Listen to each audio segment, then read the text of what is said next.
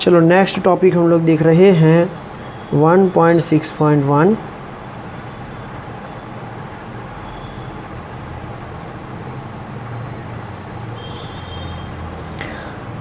वो है यौगिक का सूत्र। ठीक है ना, जो हम लोग जिसको हम लोग अणुसूत्र कहते हैं। और संपूरित रिक्तियाँ, देखो रिक्ति जो है दो प्रकार की है, एक चतुष्फलकीय और एक अष्टफलकीय। उन भरी हुई खाली जगहों की संख्या, संपूरित रिक्तियों की संख्या मतलब कि जो रिक्तियाँ हमारे पास हैं दो प्रकार की, उसके वो कितनी जगह भरी गई है। ठीक है ना, रिक्तियों को भरा कितनी बार भरा गया है, कितनी संख्या में भरा गया है। तो यौगिक का सूत्र हम लोगों को कैसे मिलता है, तो यौगिक का सूत्र कैसे होगा कि भाई वो डिपेंड करेगा कि भाई जो रिक्ति है हमारे पास चतुष्फलकीय और अष्टफलकीय, उसमें कितने जगह को भरा गया है। अब ये आप लोग बोलो कि जगह को भरता कौन है। देखो भाई, हमारे पास जो भी क्रिस्टल है वो क्रिस्टल परमाणु, अणु या आयनों से तैयार होता है। ठीक है ना, हम लोगों ने जो गोले बनाए थे वो परमाणु, अणु या आयन होते हैं। लेकिन जब वो गोले कितने भी उनके एक दूसरे के साथ वो जुड़ जाएं, फिर भी उनके मध्य खाली जगह रहती है, जिसको हम लोग बोलते हैं रिक्ति। वो रिक्ति दो प्रकार की होती है। ठीक है ना, अब उस रिक्ति के अंदर छोटे आकार वाले परमाणु, अणु या आयन उसमें आ जाते हैं और उन जगह को भर देते हैं। अब वो जगह कितनी भरते हैं उनसे डिसाइड होता है कि यौगिक का सूत्र क्या होगा। ठीक है, जैसे कि हम लोगों ने पढ़ा कि भाई चतुष्फलकीय रिक्ति कितनी होती है, कि भाई जितने गोले होते हैं उतनी ही होती है, और उससे दो गुना होती है। और अष्टफलकीय रिक्ति कितनी होती है, कि भाई जितने गोले होते हैं उतनी ही जो है वो अष्टफलक रिक्ति होती है। हम लोग मान के एक उदाहरण लें कि अगर हम लोग कोई क्रिस्टल लेते हैं और वो आयनिक स्वरूप में है, तो जब कोई क्रिस्टल आयनिक स्वरूप में होता है तो एक पॉजिटिव होता है और एक नेगेटिव होता है। तो हमेशा आप लोगों को ध्यान रहेगा कि जो नेगेटिव होता है उसका आयतन बड़ा होता है और जो पॉजिटिव होता है उसका आयतन छोटा होता है। तो ध्यान रहे कि जो क्रिस्टल आयनीय क्रिस्टल तैयार होता है वो तैयार करता है नेगेटिव, अर्थात ये गोलों की संख्या हो गई। ठीक है, और पॉजिटिव आयन जो होते हैं वो आकार में छोटे होते हैं। तो क्या करते हैं, अगर ये बहुत सारे गोले एक दूसरे के साथ जब जुड़े हुए होंगे, जैसे अभी हम लोगों ने देखा कि कैसे वो एक दूसरे के साथ जुड़ सकते हैं, कैसी कैसी संभावनाएं हैं। अगर वो कोई भी हिस्सा में जुड़े, HCP हो, CCP हो या FCC हो, कोई भी प्रकार से जुड़े, उनके मध्य रिक्ति तो होंगी। रिक्ति मतलब कि छोटी जगह, और छोटी जगह में कौन आएगा, धन आयन वाला। ठीक है ना, वो छोटी जगह को कौन भरेगा, तो इन रिक्तियों को कौन संपूरित करेगा, ये धन आयन करेगा।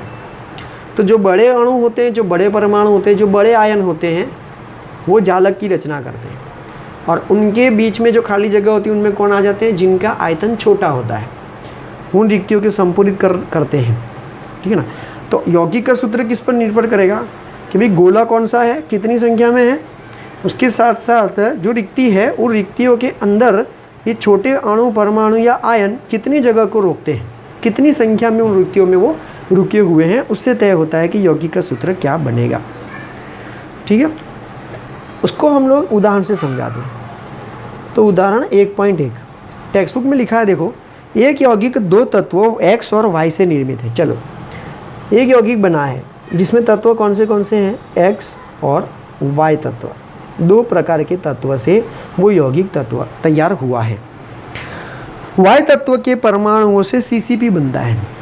तो अर्थात बड़ा गोला या तो जालक की रचना कौन करता है, बोले Y करता है। ठीक है, और X तत्व परमाणु धन आयन है जो छोटे आकार में होते हैं, वो सभी अष्टफलकीय रिक्तियों में भरते हैं। तो X कहाँ जाता है, अष्टफलकीय में। तो यौगिक का सूत्र क्या होगा,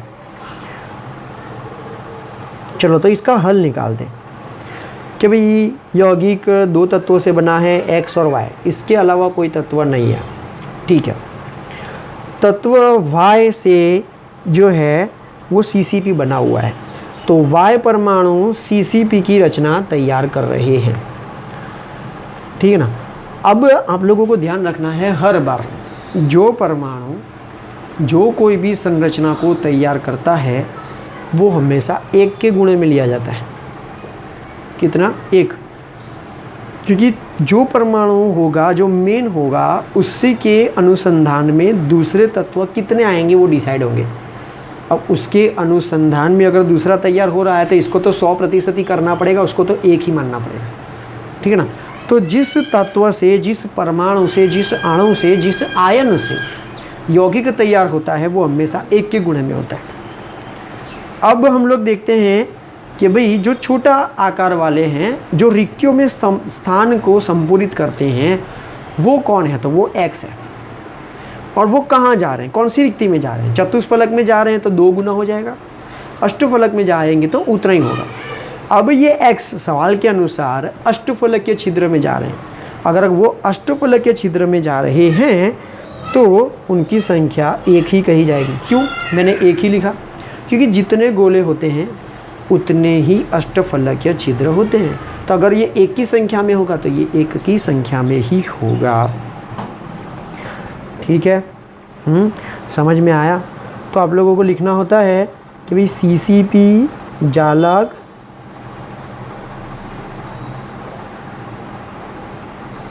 Y तत्व से बना है, ठीक है।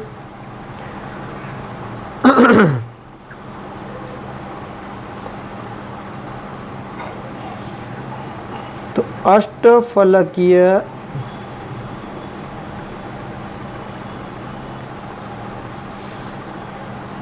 रिक्ति की संख्या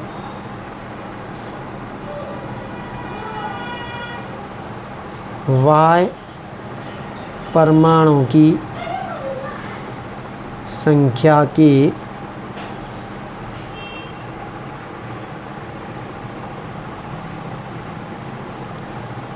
बराबर होगी। उसका मतलब ये हुआ कि जितने Y होंगे उतने ही अष्टफलकीय रिक्तियाँ होंगी। X परमाणु उन सभी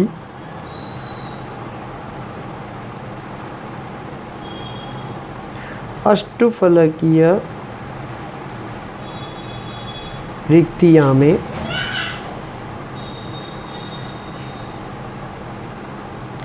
अध्यासित होती है।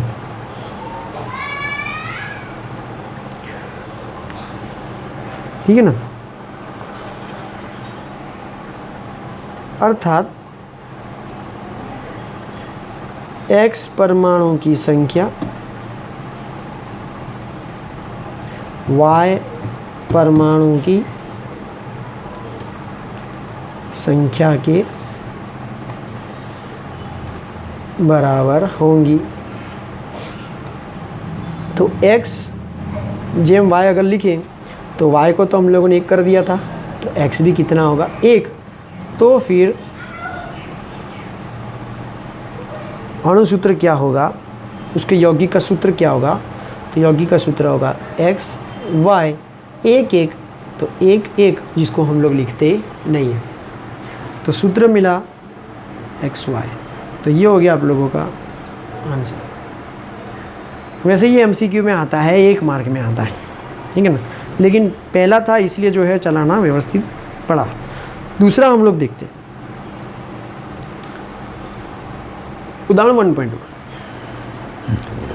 तत्व B के परमाणुओं से HCP जालक बनता है। तो B परमाणु द्वारा HCP बना, अर्थात HCP के निर्माण में कौन सा परमाणु ले रहा है, हिस्सा कौन ले रहा है? B। और तत्व A परमाणु, तत्व A के परमाणु, तो A परमाणु 2/3 चतुष्फलकीय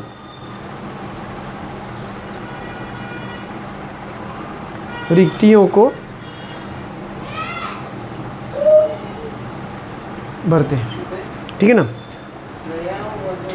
तो ए परमाणु जो है वो चतुष्फलकीय रिक्तियों में जाते तो हैं, लेकिन कितने हिस्सा रोकते हैं, तो 2/3 हिस्सा ही जो है वो रोकते हैं। चलो अब हम लोग इसको कैसे करेंगे। तो पहले तो हम लोग क्या करने वाले हैं कि भाई हम लोगों को सूत्र जो है वो इस तरह से बनाना है कि A जैम B, ठीक है ना। ओके, अब मैं हम लोगों को इसमें जो है शॉर्ट मेथड सिखा देता हूँ कि जो भी जालक है जिस परमाणु से तैयार होता है वो हमेशा एक की संख्या में होगा, उसको तो एक लिख देना है। अब जैम करके सामने जो परमाणु है कौन सी रिक्ति में जा रहा है, अष्टफलक की रिक्ति में जा रहा है तो एक लिखना है, और अगर चतुष्फलक की रिक्तियों में जगह घेरने को जा रहा है तो 2 लिखना है। समझ में आया। जैसे यहाँ पे था ना वाय परमाणु, वाय जालक वाय परमाणु से बना तो 1 लिखा, अब वो चतुष्फलकी में गया तो 1 ही हुआ, उसने सारी जगह भरी, इसलिए वो तो 100% उसने रिक्ति को रोक लिया था, इसलिए वो 1 ही कहा गया, ठीक है ना। यहाँ पे भी इसी तरह से है कि बी परमाणु से HCP बना है इसलिए वो 1, लेकिन ये जो परमाणु है वो चतुष्फलक के छिद्र में जा रहे हो। आप लोगों को पता है चतुष्फलक के छिद्र जो हैं या चतुष्फलक की जो रिक्ति जो है वो गोलों की संख्या से 2 गुना होती है, इसलिए हम लोगों को 2 लिखना पड़ेगा। इसलिए मैंने क्या किया, चतुष्फलक की रिक्तियों में जा रही थी इसलिए मैंने 2 लिखा। लेकिन वह चतुष्फलकीय रिक्तियों को कितने हिस्से में रोकती है कि 2/3 के हिस्से में, तो हम लोगों को क्या कर देना है, सीधा बस ऐसा लिख देना है, ठीक है ना। तो 2/3 हिस्से में जा रहा है तो हम लोग 2/3 कर देंगे, तो ये मिलेगा अब 4/3 जैम 1, 3 सामने आएगा तो 4 जैम 3। अब 4 जैम 3 का मतलब ये हुआ A जो है वो 4 टाइम्स है और B जो है वो 3 टाइम्स है। बोलो समझ में आया। तो इसका यौगिक का सूत्र क्या हुआ,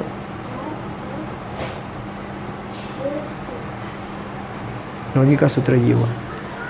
तो इसमें शॉर्ट मेथड ये है कि भाई अगर XY है तो X जैम Y कर दीजिए, AB है तो A जैम B कर दीजिए, फला फला है तो वो फला फला जैम कर दीजिए।